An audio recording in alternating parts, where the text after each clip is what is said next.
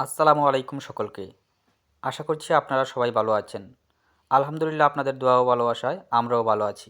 আজ সন্ধ্যার নাস্তায় আমরা থাই স্যুপ খাবো এবং মাশরুমের চপ খাবো। তাই আমরা এসএল এগ্রো এর মাশরুম চাষঘর থেকে মাশরুম কালেক্ট করে নিলাম। অন্যদিকে আমরা থাই স্যুপ খাওয়ার জন্য থাই স্যুপ গাছ কালেক্ট করে নিলাম।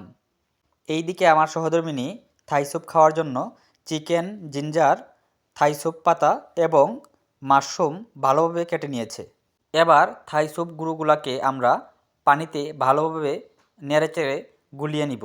এখন আমরা মাংসের সাথে সস, গুঁড়ামরিচ, লবণ একসাথে মিশিয়ে নিব।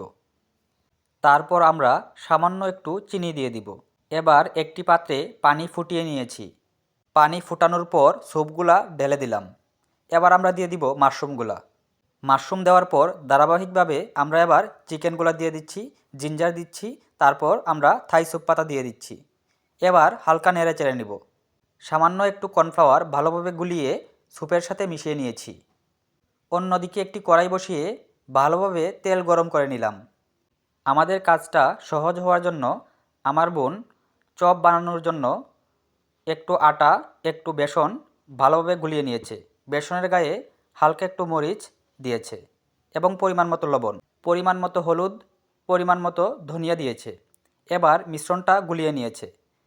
যাক, এবার আমাদের কাজটা অনেকটাই সহজ হয়ে গেছে। এবার আমরা মাশরুমের গায়ে ভালোভাবে বেসনের মিশ্রণটি মাখিয়ে নিয়েছি। তারপর ডুবা তেলে ভেজে নিয়েছি। ডুবা তেলে ভাজার সময় যখন আমাদের মাশরুমগুলা লাল লাল হয়ে গেছে, তখনই আমরা এগুলাকে পরিবেশন করার জন্য নামিয়ে নিয়েছি। মাশাআল্লাহ, চমৎকার! আমাদের চপ রেডি হয়ে গেছে। এবার আমরা সুন্দরভাবে পরিবেশন করব। আমাদের স্যুপ এবং চপ দুটাই হয়ে গেছে। মাশাআল্লাহ! আজ আমার ভাগিনারা এসেছে আমাদের বাসায়, তাই ভাবলাম তাদেরকে নিয়ে একসাথে সন্ধ্যার নাস্তাটা করি। মাশরুম খাওয়াটা আজ তাদের একদমই প্রথম। আলহামদুলিল্লাহ। এবার আমরা মাশরুমের চপ এবং থাই স্যুপগুলা খাচ্ছি। মাশাআল্লাহ, এক কথায় অসাধারণ। মাশরুমকে বিভিন্নভাবে খাওয়া যায়। মাশাআল্লাহ, মাশরুমের রেসিপি এক কথায় অসাধারণ, খুবই ভালো লাগে। যারা যারা মাশরুম খান অবশ্যই কমেন্টে জানিয়ে দিবেন। মাশরুম আমাদের শরীরের জন্য খুবই উপকারী।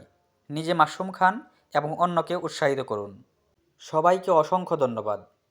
সবাই ভালো থাকুন, সুস্থ থাকুন, নিরাপদে থাকুন। সবার জন্য রইল শুভকামনা। আল্লাহ হাফেজ।